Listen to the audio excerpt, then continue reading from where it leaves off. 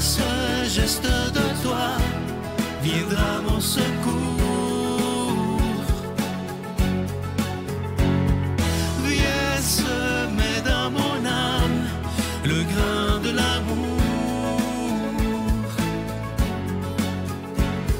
Je traverse un désert et je meurs de soif.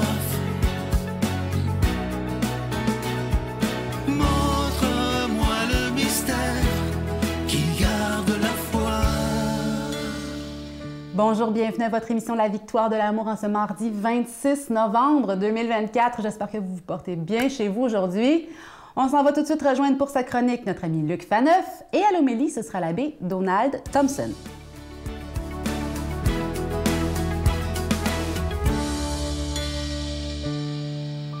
Bonjour, merci de votre belle fidélité. Je suis toujours heureux de vous revoir une fois par semaine pour aborder des fois des questions un peu difficiles. Donc, une question à la fois cette semaine. Notre question est la suivante. Est-ce que tout le monde va aller au ciel? Oui, on voudrait répondre. Moi, le premier, je voudrais répondre. Vous savez quoi?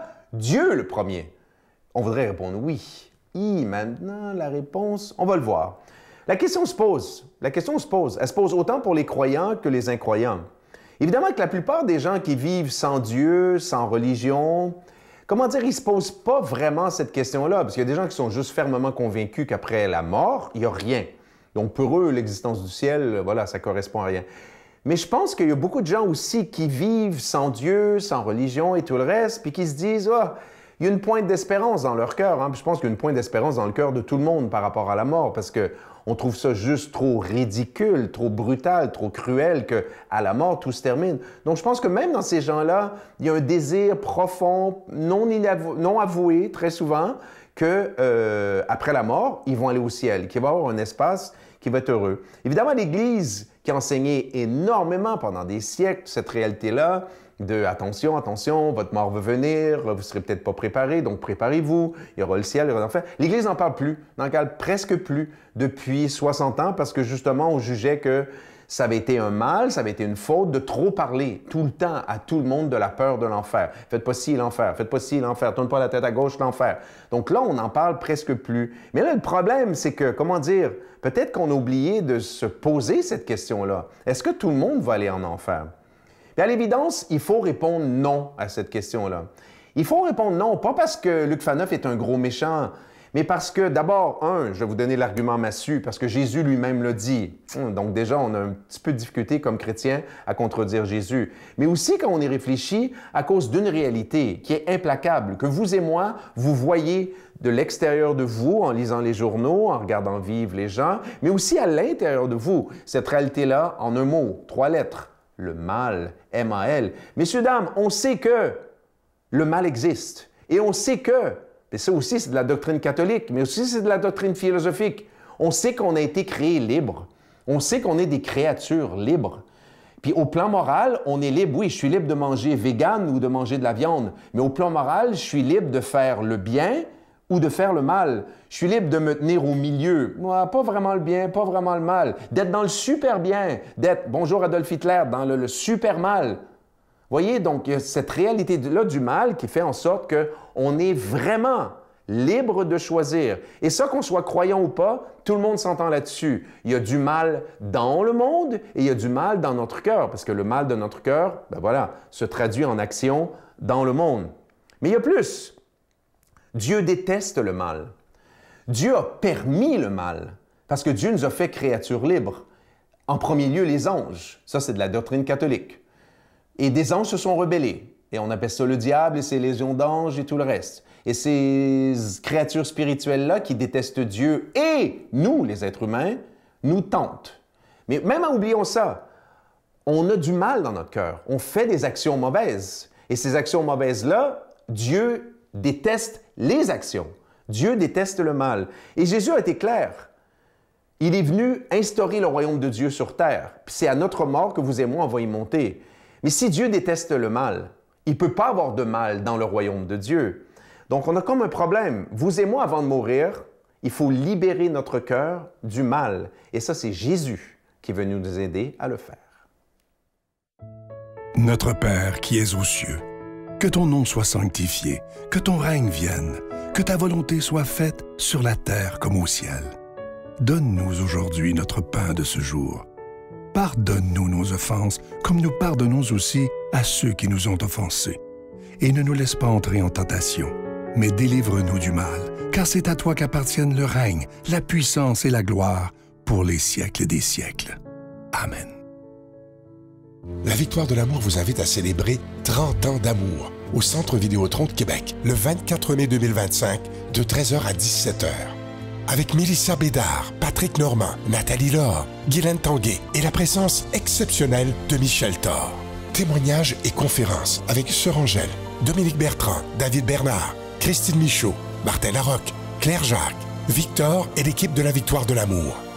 Billets en vente maintenant sur lavictoiredelamour.org. Je vous rappelle le cadeau et les cadeaux du mois pour le mois de novembre. Je les ai présentés au Téléthon la semaine dernière. Évidemment, il y a cette magnifique carte de Marie qui est en acier inoxydable. Vous la voyez à l'écran. C'est de toute beauté. Cette carte, elle est déjà bénie. Il y a évidemment cette carte de Jésus que vous avez tellement, tellement aimée. Le bracelet en pierre volcanique blanche, il est extraordinaire. On avait eu le noir l'année dernière. Là, c'est la pierre blanche cette année, ornée d'une petite croix qui est en acier inoxydable, donc ça ne ternira pas. Et pour le cadeau de décembre que je vous présente maintenant, il s'agit de ce très beau pendentif de la Croix de l'Espérance qui est en acier inoxydable, orné de beaux petits zircons, ça inclut la chaîne, et tous ces objets sont déjà bénis. Je veux prendre le temps de vous dire merci de tout cœur de ce que vous faites pour la Victoire de l'amour en cette période de Noël. Merci de votre offrande spéciale de Noël. Et vous savez, les suggestions que je vous donne, ça peut être une façon de faire de très, très beaux cadeaux, mais qui ont un sens et qui feront beaucoup de bien aux personnes qui le recevront. Merci de tout mon cœur de donner des mains à la Providence. Et voici comment vous les procurer. Par la poste à la Victoire de l'amour, casier postal 120, succursale Boucherville à Boucherville, le J4B 5E6, ou par téléphone, par carte de crédit, du lundi au jeudi, de 8h à 17h, au 514-523-4433, ou à notre numéro sans frais, le 1-888-811-9291. Également sur notre site Internet, le www.lavictoiredelamour.org. Avec votre don, vous recevrez aussi un reçu pour fin d'impôt. Merci de donner des mains à la Providence. Merci d'investir dans votre foi.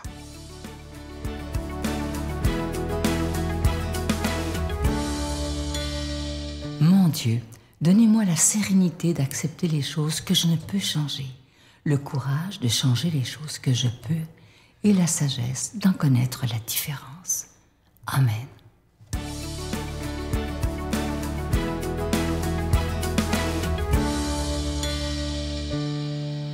Bon mardi. Alors aujourd'hui, quand on regarde l'Évangile d'aujourd'hui dans Saint-Luc, chapitre 21, versets 5 à 11, on a peur de la fin du monde, hein? On se dressera nation contre nation, royaume contre royaume, il y aura des grands tremblements de terre, des famines, des épidémies, des phénomènes effrayants surviendront et les grands signes venus du ciel. Vous savez, quand on regarde, dans le fond, est-ce que le temps de fuir ou de tenir? C'est la question que je nous pose ce matin, hein? On voit tous les mots évoqués dans l'Évangile de Luc aujourd'hui qui sont défilés régulièrement sur le petit écran ou dans nos téléphones aujourd'hui, hein? Les gens ne disent pas pour rien « Mon Dieu, c'est qu'on s'en va, hein? C'est le monde à l'envers. Hein? » Alors, pourquoi on a un tel texte aujourd'hui? Hein? Pour secouer notre indifférence ou pour nous faire peur? Bon. Quand je regarde, quel est l'essentiel de la foi chrétienne? Hein? Être chrétien et chrétienne, est-ce attendre la fin du monde? Est-ce courir les prophètes de malheur ou se joindre à des groupes convaincus du retour du Christ et qui se nourrissent de révélations douteuses souvent? Hein? Jésus ne cessait d'inviter les gens à entrer dans le règne de Dieu, dans l'agir de Dieu, c'est-à-dire accueillir la visite de Dieu chez eux, à mettre leur espérance en lui. C'est ça que ça veut dire. Hein? Alors, le règne de Dieu, c'est pas d'abord une définition théologique ou des beaux mots. C'est concret, très, très concret. Pour Jésus, le règne de Dieu arrivait chaque fois qu'une personne était guérie dans son corps ou libérée de l'oppression dans son cœur ou de l'angoisse dans son esprit. Voyez-vous, pour lui, c'est ça. Hein? Le règne de Dieu arrivait chaque fois que quelqu'un se souciait des pauvres, des humiliés ou des victimes d'injustice. Quand quelqu'un se remettait debout et recommençait à vivre, puisqu'il avait rencontré Dieu à travers Jésus, hein, ou l'un de ses disciples, le règne de Dieu est présent. Donc, le règne de Dieu se manifeste encore dans la vie de tous les jours. Et entrer dans ce règne, c'est s'interdire de planer vers les hauteurs, de s'évader dans une attente futile. Les yeux, comme on dit, tournés vers le ciel, là, et sans rien faire ici-bas. Hein, voyez-vous? À travers les époques, pour des raisons sociologiques et religieuses, des gens ont attendu la fin des temps ou la fin du monde. Et cette attente a toujours conduit à des excès, à des conduites irresponsables ou à une fuite de la réalité dans un monde d'ailleurs. Donc, tenir ou fuir, c'est à nous de choisir. Hein? Nos conditions de vie, hein? Avec aujourd'hui, nos peurs sont existentielles. Hein? Peur de l'avenir pour nos enfants, peur qu'ils se suicident, par découragement, peur de la solitude, de l'abandon de nos aînés, peur de l'effet de serre pour la planète, hein? Des bouleversements climatiques, du chômage, etc. Et l'Église, notre Église, se meurt de l'indifférence du monde aussi. Hein? Combien de gens nous disent « Mon Dieu, où c'est qu'on s'en va? Hein? » Alors, c'est par votre persévérance que vous garderez votre vie, dit Jésus, hein, cette parole aujourd'hui. Ça signifie qu'il nous faut tenir et ne pas fuir. Hein? Rester les deux pieds sur la terre, relever nos manches pour travailler dans la communauté humaine. Et c'est d'abord ici et maintenant que ça se vit, ça. Hein? C'est ici qu'on doit toujours tenir, agir et changer les choses. Dans l'éternité, il va être trop tard. Hein? Persévérer pour garder la vie, ça peut vouloir dire, par exemple, tenir, pas se décourager quand je viens de perdre mon emploi, pas me laisser anéantir quand j'apprends le suicide de ma fille ou de ma fille ou la mort dans un accident de mon enfant. Rester debout quand au-delà de 20 ans de conjugalité, mon conjoint, ma conjointe m'apprend que c'est fini et que l'oiseau rare est ailleurs. Hein? Traverser les situations invivables avec l'assurance que le Dieu de Jésus est là, que je ne suis pas seul, qui est témoin de cela et qu'il en tient compte. Persévérer. Alors, c'est aussi essayer, j'oserais dire, à ma mesure et dans mon milieu, de rendre le monde plus vivable en arrêtant de me plaindre. Hein? En arrêtant de me plaindre. Hein? Oui, heureux ceux et celles qui tiennent jusqu'au bout et persévèrent, car la vie leur est donnée, dit l'Évangile, dès ici-bas en abondance. Alors, la question que je me pose avec vous aujourd'hui, puis je termine mon petit entretien ce matin avec vous sur cette note-là. Pourquoi ne pas retrousser nos manches et travailler? Ça va être le premier témoignage de notre attachement au Christ. Hein? Rester actif, hein? Rester allumé. Et pour le reste, laissons l'Esprit Saint nous inspirer la sagesse nécessaire pour réussir à traverser les difficultés de la vie hein? Avec discernement. Appuyons-nous sur la parole du Christ hein, qui nous lit aujourd'hui. Le ressuscité nous assure de sa présence et de son aide. Je cite le verset 18, « Mais pas un cheveu de votre tête ne sera perdu. » Quel beau message. Alors, je vous souhaite une excellente journée aujourd'hui et gardez courage. Allez dans la paix. Je vous salue Marie, pleine de grâce. Le Seigneur est avec vous. Vous êtes bénie entre toutes les femmes, et Jésus, le fruit de vos entrailles, est béni. Sainte Marie, Mère de Dieu, priez pour nous pécheurs, maintenant et à l'heure de notre mort. Amen.